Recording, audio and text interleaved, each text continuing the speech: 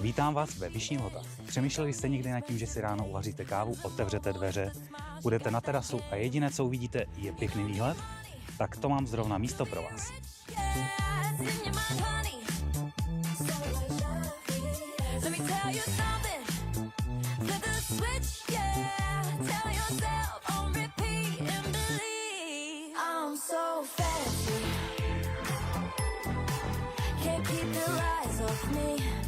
Pozemek má skoro 2200 metrů čtverečních.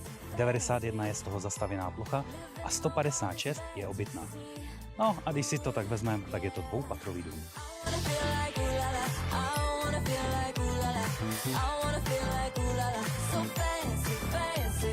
A jaké výhody vlastně bude mít bydlení zde?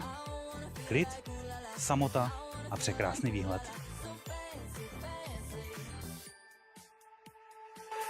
Dreams on blast and just watch a manifest. Private jet on a yacht, sipping champagne on the deck.